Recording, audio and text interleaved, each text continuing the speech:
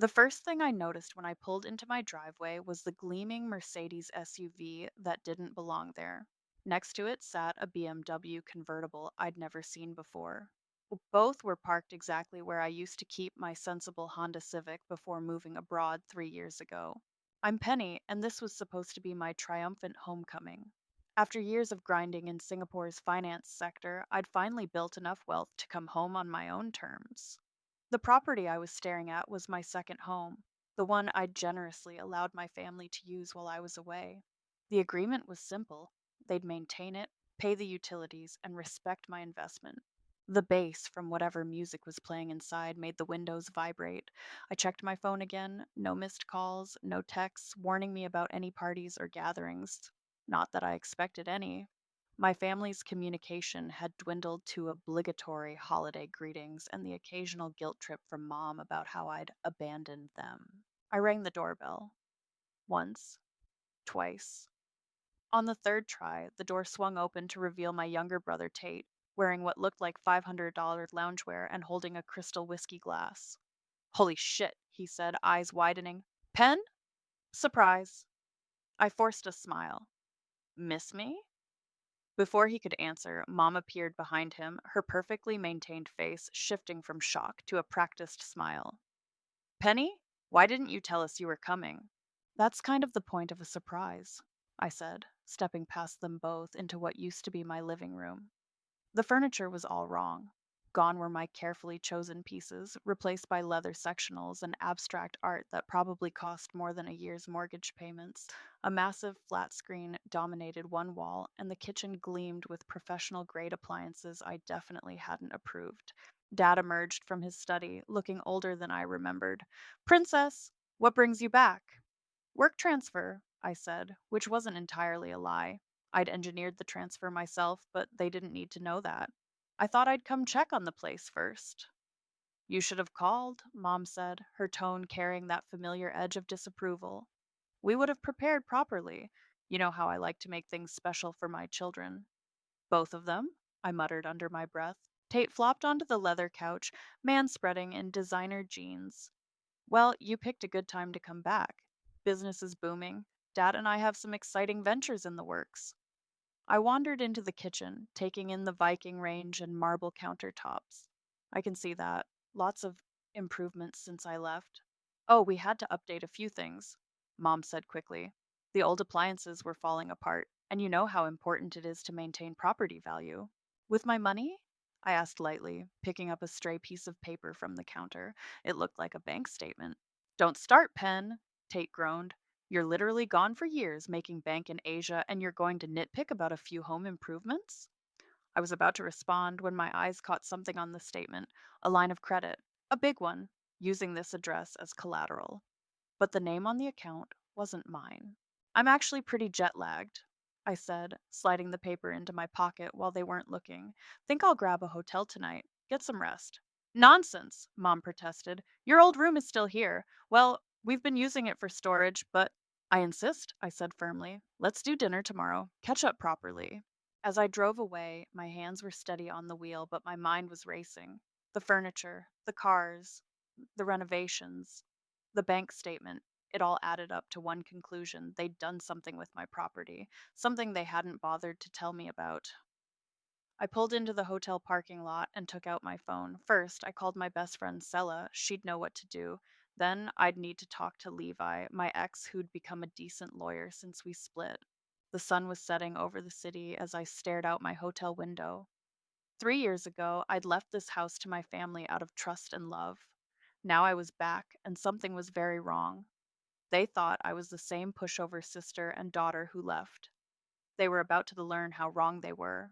Girl, I knew something was off when they stopped mentioning the house in their calls, Sela said, spreading printouts across my hotel room desk. As my best friend since college, she dropped everything to help me dig through financial records. Look at these property tax assessments. The value jumped nearly 40% in 2 years. I rubbed my temples, staring at the numbers. Those renovations weren't just cosmetic, they did structural work too, without asking me. And this is interesting. Sela pointed to a document. 3 different credit lines opened against the property equity. First one was small, maybe testing the waters. Then bigger ones followed. My phone buzzed. Levi, at Starbucks downstairs, ready when you are. He's here, I told Selah. Want to join us? She shook her head. You go, I'll keep digging. Something tells me we're just scratching the surface. I found Levi at a corner table, looking more polished than I remembered in his tailored suit. His eyes still had that same intensity, though, the one that used to make my knees weak back in law school.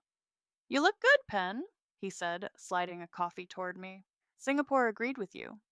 Thanks for meeting me on short notice. Well, your text about potential property fraud got my attention. What's going on? I laid out everything: the unauthorized renovations, the credit lines, the luxury cars, my brother's suspicious new lifestyle. Levi took notes, his expression growing darker. Have you checked the total amount they've borrowed against your property? He asked. I'm working on it, but based on what I've found so far, I showed him the numbers on my phone. He whistled low. Over quarter million. And they did this without your knowledge or consent? Completely. I was overseas. They had access to maintain the property, not mortgage it. Who's on the deed?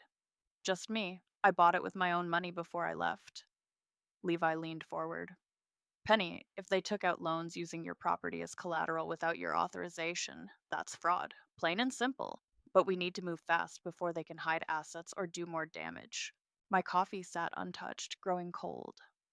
I want to nail them to the wall, Levi, not just legally. I want them to feel it. The lawyer in me should advise caution, he said, then smiled slightly. But the ex boyfriend who watched them take advantage of you for years? He's all in. Just tell me one thing. Did you make them sign anything before you left? The memory hit me like a thunderbolt. Oh my God. The agreement. What agreement? I was already pulling up my cloud storage on my phone. Before I left, Dad insisted we put everything in writing. He said it was to protect the family. The irony is killing me right now. I found the scanned document and handed my phone to Levi. His eyes widened as he read. This is incredibly thorough. No loans or encumbrances without your notarized consent. No structural changes without written permission. Financial penalties for violations. He looked up. Who drafted this? Dad did. He's always been obsessed with proper documentation. Guess he forgot about it. My phone buzzed with a text from Sella. Check Summer's Instagram right now. I pulled up my brother's girlfriend's profile. The most recent post showed Tate on a beach in Cabo holding up a champagne bottle. The caption read, Living Our Best Life. When success and family backing meets true love, your blessed rich family, wealth, luxury lifestyle. Well, Levi said, looking at the post over my shoulder, that's going to be useful evidence of where some of that money went. I stood up, suddenly energized. I need to get back to Selah. We have more digging to do. Penny, Levy caught my arm gently. You know this is going to get ugly, right? They're family. I looked him straight in the eyes. They stopped being family the moment they decided to steal from me. Okay then? He pulled out his business card. Call me tomorrow. We'll start the paperwork. Back in my room, Selah had found more documents. But what caught my attention was a bank notification on my phone. Another withdrawal attempt against my property's equity, dated today. They were still at it, even with me back in town. You know what this means, right? Selah asked quietly. I nodded, my resolve hardening like steel. They're not going to stop until I make them. This agreement is a nuclear bomb, Levi said, spreading the notarized document across his office desk. Your father actually did you a huge favor by being so thorough. I leaned forward to read the key section again. Any unauthorized financial encumbrances, structural modifications, or attempts to leverage the property's equity without the express written and notarized consent of the owner shall result in immediate financial penalties equal to twice the amount of unauthorized expenditures plus legal fees and damages. In plain English? Selah asked. They owe Penny double whatever they borrowed plus all the legal costs. Levi's smile was predatory. And it gets better. Look at Section 4. I skimmed down. All parties agree that any violation of these terms constitutes deliberate breach of trust and financial malfeasance, warranting immediate legal remedy, including but not limited to asset seizure and criminal charges, Levi finished. Your father basically wrote a confession for them. My phone buzzed. Mom. Dinner tonight? Made your favorite pot roast. Family needs to stick together. I ignored it. So, what's our next move? Selah asked, pacing the office. First, we file an emergency injunction to prevent any more withdrawals or loans, Levi said. Then we start documenting everything, every renovation, every loan, every purchase made with that money. I've got something that might help with that, Selah said, pulling up Summer's social media. Your brother's girlfriend is, let's say, generous with the details of their spending. We scrolled through post after post, designer shopping sprees, first class flights, a new boat, all carefully tagged and dated. She even posts the receipts sometimes, Selah pointed out, trying to prove she's authentic to her followers. Screenshot everything, Levi advised. Social media posts have held up as evidence before. Another text from Mom. Please respond, sweetie. Your father and I are worried about you. They're worried, all right, I muttered.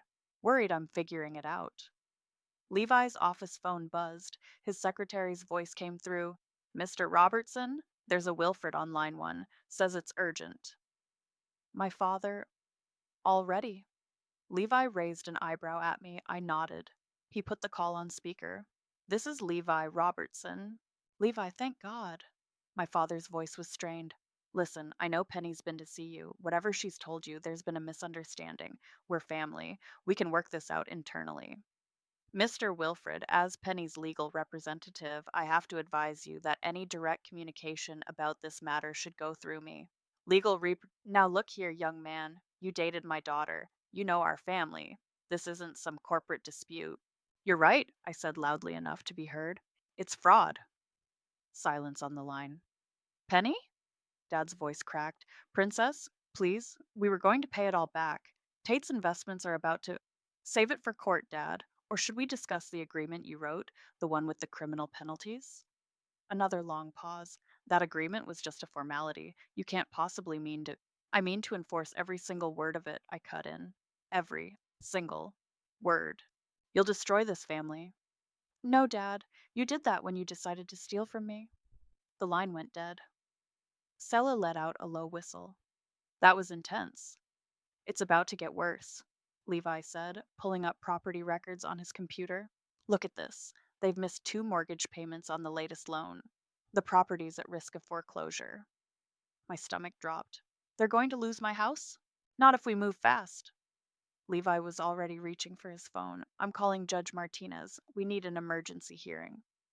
My phone lit up again. This time, it was Tate. WTF, Penny? Dad's having a breakdown. Mom's crying. This is how you treat family? I typed back, family doesn't steal $250,000 from family. His response came instantly. We were going to pay it back. Loaded anyway. Why are you being such a bitch about this? I showed the messages to Sela and Levi. Save those, Levi said. More evidence of admission. You know what's funny? I said, staring at my brother's text. They keep saying they were going to pay it back. Not once have they said they're sorry. Because they're not, Selah said softly. They're just sorry they got caught. Levi's printer whirred to life, spitting out legal documents. Ready to start making them actually sorry? I picked up a pen. Where do I sign? You need to see this, Jonathan said, sliding a thick folder across the coffee shop table. The private investigator I'd hired came highly recommended by Levi, and now I understood why. Your brother's financial history is interesting. I opened the folder. Credit card statements, loan applications, gambling receipts, all in Tate's name, dating back years. The casino records were particularly enlightening, Jonathan continued. He's been banned from 3 different establishments for unpaid markers. Total gambling debt currently sits around 180,000. Or Jesus Christ. I flipped through the pages. And my parents knew about this? They've bailed him out at least 4 times that I can trace, refinanced their own house twice before they started using yours. My coffee grew cold as I absorbed the information. What about these credit cards? 12 different accounts, most maxed out, 3 in collection. Jonathan pointed to specific statements. See these charges: designer clothes, high end restaurants, luxury hotels, classic pattern of someone living way beyond their means. And funding it with my property. Among other sources. He pulled out another document. Your parents have been dipping into their retirement accounts too. Your father's pension is almost depleted. My phone buzzed. Mom again. Please come home. We can explain everything.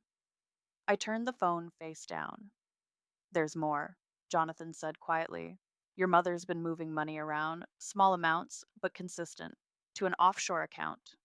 Show me. He pulled up bank transfer records. Regular deposits, always just under reporting thresholds, to an account in the Cayman Islands. She's preparing for the fallout, I realized, hiding assets. Smart woman, Jonathan nodded. Not smart enough, though. I've documented everything. My phone buzzed again. This time it was Sela. You need to check your email now. I pulled up my inbox. She'd forwarded me an email chain. Somehow she'd gotten access to my mother's account. Read it out loud, Jonathan suggested. I cleared my throat. Taya, we need to move faster. Penny's not backing down, and that agreement your husband wrote is going to bury us. Can you liquidate more of her furniture? The antiques should fetch enough to cover Tate's latest situation. We'll replace them with replicas before she notices. William, family attorney. When was this sent? Jonathan asked. 3 days ago. My hands were shaking. They're still trying to steal from me, even now. Want to know the real kicker? Jonathan pulled out one final document. I did some digging into why they've always favored your brother so strongly. I looked up sharply.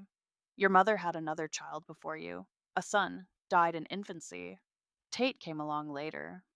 And well, he let the implication hang. The golden boy, I whispered. The replacement. You were never going to be enough, Jonathan said gently. Not because of anything you did, but because you weren't him. My phone rang. Levi. Penny? The foreclosure notice just hit. We have 2 weeks before they auction your property. I stood up, gathering the documents. Get the emergency hearing. Today, if possible. I don't care what strings you have to pull. Already done. Judge Martinez can see us at 4. I looked at my watch. 2 hours. Jonathan, can you get all this organized for court? He was already sorting the papers. I'll have copies for everyone, plus digital backups. My phone buzzed one more time. A text from Tate. Hope are happy. Mom's in tears. Dad's talking about divorce. This is all her fault. I typed back, no, little brother. This is what consequences look like. Then I sent one final text to my mother. I know about the offshore account. I know about the antiques. I know about everything. See you in court. Her response came seconds later. You ungrateful child. After everything we've done for you. I showed it to Jonathan. He shook his head. Classic narcissist response. When caught, attack. Let's go, I said, standing up. Time to show them what an ungrateful child can really do. As we walked out, I caught my reflection in the coffee shop window. I looked different somehow. Harder, maybe, or just clearer. Mom always said blood is thicker than water, but she forgot something important.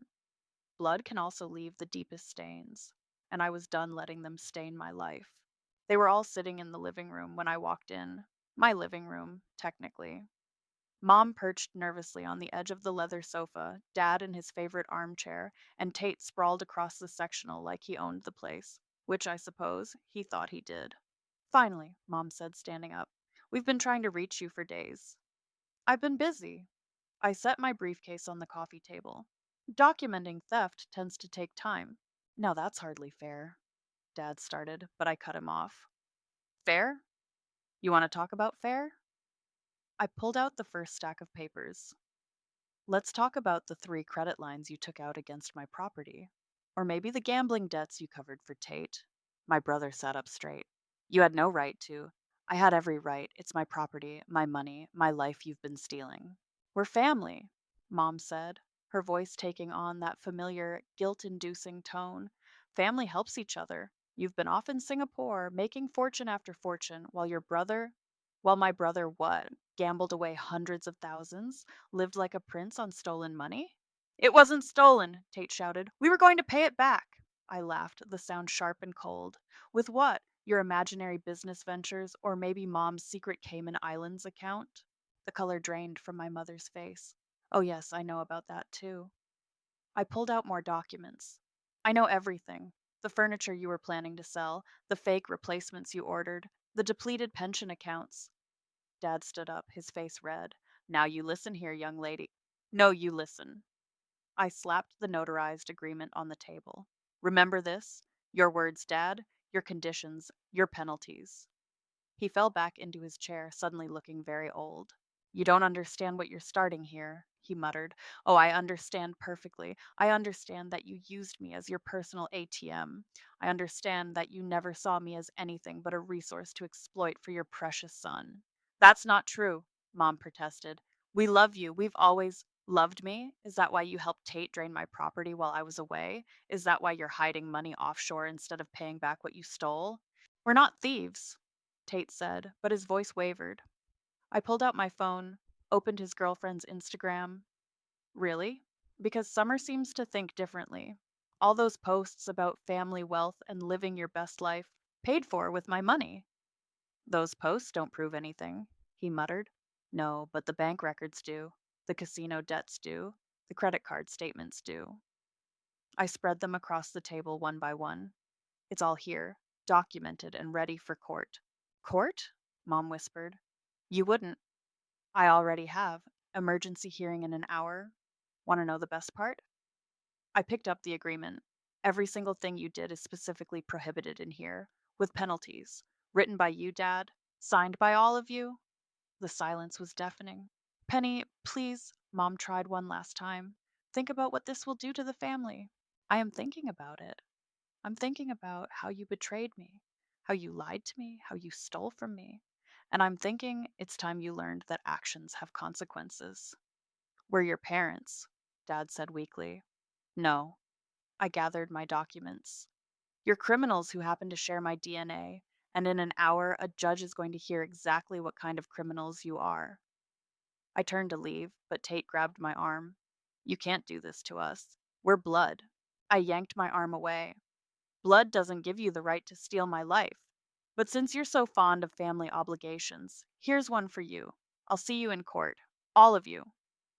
You don't understand what you're starting here, Dad repeated, his voice hollow. I paused at the door, looking back at them one last time. Oh, I understand perfectly. I'm finishing what you started. The only difference is, I'm doing it legally. The door closed behind me with a satisfying click. In my car, Levi was waiting to drive us to court. How did it go? He asked. Exactly as expected. They tried guilt, then anger, then begging. And? I smiled, but there was no warmth in it. And now they get to learn what real consequences feel like. All rise, the Honorable Judge Martinez presiding. The courtroom wasn't full, but it didn't need to be. My family huddled on one side with their hastily hired attorney, while Levi and I sat calmly on the other.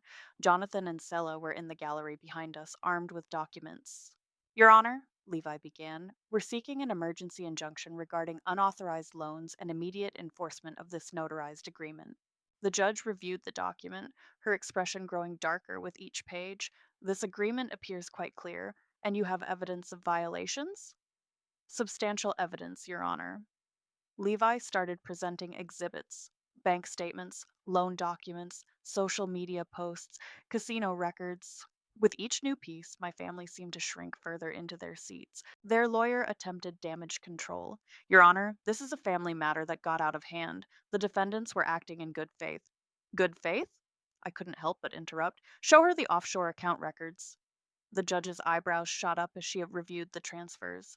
Mrs. Lucas, would you care to explain these transactions? My mother's voice quivered.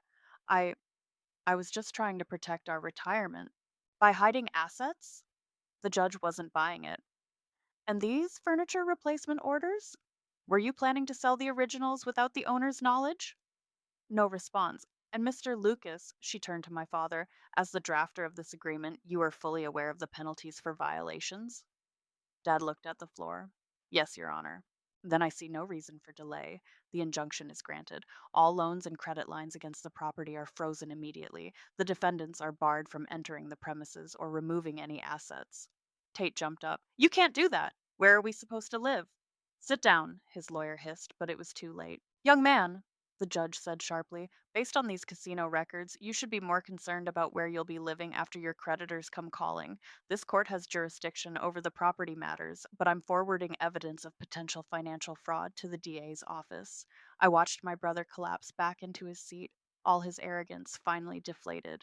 Furthermore, the judge continued, I'm enforcing the penalty clause in full. The defendants are jointly liable for twice the amount of unauthorized expenditures, plus legal fees and damages. My mother started crying, not her usual manipulative tears, real ones this time. Your Honor, their lawyer tried one last time. Such penalties would bankrupt my clients. Perhaps they should have considered that before committing fraud. The judge's tone was final. Court orders to be issued within 24 hours. We're adjourned. In the hallway afterward, Summer, Tate's girlfriend, was waiting. She'd been served with a subpoena for her social media records. I had no idea, she said, looking genuinely distressed. Tate told me the money was from his business ventures. Check your DMs, I told her. I sent you proof of where that lifestyle really came from. She nodded, already pulling out her phone. I'm so sorry. I'll provide whatever records you need. Later that evening, Levi brought me the court orders. Property possession reverts to you immediately. Utilities and locks are being changed tonight. The financial penalties total just over 500,000 with the doubling clause. They'll never be able to pay that much. No, he agreed, which means we can start asset seizure proceedings. Your mother's offshore account is already frozen. My phone buzzed. A text from Mom. I found your old baby book while packing. Remember the time you won that spelling bee? We were so proud. Please don't do this to us. We can still be a family. I showed it to Levi. Classic manipulation, he said, using childhood memories to trigger guilt. It would have worked 3 weeks ago. I deleted the message without responding. Another buzz, this time from Summer. OMG, just saw all the proof. I'm done with Tate, already moved my stuff out. Good for her, Levi said. Want to get dinner? Celebrate the win? I shook my head. I need to go change the security codes at the house, make sure they don't try anything desperate. Want company? No. I gathered my things. This part I need to do alone. As I drove to my property, finally and fully mine again, I thought about Mom's text, about spelling bees and baby books and proud parents. But those memories weren't weapons anymore. They were just stories about people who no longer existed, people who'd chosen greed over love, theft over trust. My phone buzzed one more time. Dad, you don't understand what you're starting here. I smiled grimly. He was still using the same line, but he was wrong. I wasn't starting anything. I was finishing it. Your pension is gone, Dad. I placed the garnishment notice on the coffee table between us. We were meeting at a neutral location, a quiet cafe downtown, for what would likely be our last conversation. They're taking 70% until the debt is paid. He stared at the paper like it might bite him. I'm 63, Penny. How am I supposed to live? The same way I was supposed to live after you stole my property? I sipped my coffee. Maybe Tate can help you out. Oh, wait, he's bankrupt now, too. Your mother's had to take a job as a grocery store cashier, he said quietly. Is that what you wanted? What I wanted was a family I could trust. The bell above the cafe door chimed. Mom walked in, looking smaller somehow in her cheap work uniform. The designer clothes and perfect makeup were gone. She sat down without speaking. The DA's office called. I told them both. They're moving forward with fraud charges against all of you. Criminal charges? Mom's voice cracked. But we're family. You keep saying that word. I don't think it means what you think it means. Princess, Dad started. Don't. I cut him off. That nickname died when you chose Tate over me. Again. We never chose. Save it for your testimony. I pulled out more papers. The asset seizure is complete. Your offshore account, Mom? Frozen and reversed. The furniture you tried to sell? Recovered. The cars? Repossessed. Mom's hands trembled. Where's Tate? He should be here. Probably hiding from his gambling creditors. Did you know they're after him too? Turns out casino debts don't disappear just because you're family. The cafe door chimed again. Tate shuffled in, looking haunted. His designer clothes were wrinkled, his eyes bloodshot. Summer left me, he announced, dropping into a chair. Took everything and posted about it all over Instagram. I'm ruined. Karma's funny that way, I said. This isn't karma, he snapped. This is you being vindictive. No, little brother. This is consequences. Remember when you laughed at me, told me to let it go because I had money? Well, I did have money until you stole it. We were going to pay it back? With what? I looked at each of them. The money you didn't have, the business ventures that didn't exist, the gambling wins that never came. Dad cleared his throat. We could still work something out. As a family. There is no family anymore. I stood up. Just criminals and their victim. The court made that clear. Please, Mom whispered. We're living with your aunt. Everything we owned is gone. What more do you want? What do I want? I leaned forward. I want the last 3 years back. I want my trust back. I want parents who loved me as much as they loved their replacement golden child. Tate's head snapped up. Replacement? Oh, they never told you? I smiled coldly. About the brother who died before I was born. The reason they spoiled you rotten and treated me like an afterthought. Mom burst into tears, real ones this time. That's not. We didn't, Dad stammered. Save your denials. Jonathan found the death certificate. Found a lot of things, actually, like the pattern of financial fraud going back decades. This wasn't your first time, was it, Dad? Just your biggest mistake. He seemed to age 10 years in 10 seconds. The DA will have questions about those other incidents, too, I added. Better get a good criminal attorney. With what money? Tate asked bitterly. Not my problem anymore. I gathered my things. The court date is in 3 weeks. Don't leave town, not that you could afford to anyway. Penny, wait, Mom called as I turned to leave. What about forgiveness? The Bible says, the Bible also says thou shalt not steal. I paused at their table. But you all forgot that part, didn't you? I walked out into the sunlight, leaving them sitting there with their cold coffee and colder reality. My phone buzzed, Levi texting to confirm our meeting with the prosecutors tomorrow. Behind me, I heard Mom start crying again. Dad trying to comfort her, Tate cursing under his breath. They thought blood would protect them, that family bonds were stronger than legal ones, that their daughter and sister would never fight back. They were wrong on all counts, and now they had the rest of their lives to think about just how wrong they were. The key clicked in the new lock, and I stepped into my house, truly mine now in every sense. The furniture had been returned, the stolen items recovered, and every trace of their violation erased. Salah stood in the kitchen, organizing the last of the paperwork. Final inventory's done, she said. Everything's accounted for. My phone buzzed. A news alert. Local family faces fraud charges in property theft case. They'd made the papers just as the DA promised. Have you seen this? I showed Selah the article. There were even photos, my parents leaving the courthouse, Tate trying to hide his face from cameras. Karma's not just a social media hashtag anymore, huh? The doorbell rang. Levi stood outside with a bottle of wine and a thick envelope. Thought you might want to see these. He spread photos across the kitchen counter. Your mother's offshore account being seized, your brother's cars getting repossessed, your father's face when they served him with criminal charges. You documented everything? Every single moment of their downfall, just like they documented their theft with all those social media posts. Selah poured the wine. To justice. Speaking of justice, Levi pulled out his phone. Summer's tell all interview just dropped. She's not holding anything back about Tate's gambling, the stolen money, any of it. I watched the video. Summer, looking appropriately devastated, describing how she'd been deceived by a family of fraudsters. The comments were brutal. Your aunt called, Selah mentioned. Says your parents are sleeping on her couch and Tate's living in his car. Not my problem anymore. No, Levi agreed. But it is poetic. They tried to take your home, and now they've lost theirs. The doorbell rang again. Jonathan, the PI, with one final report.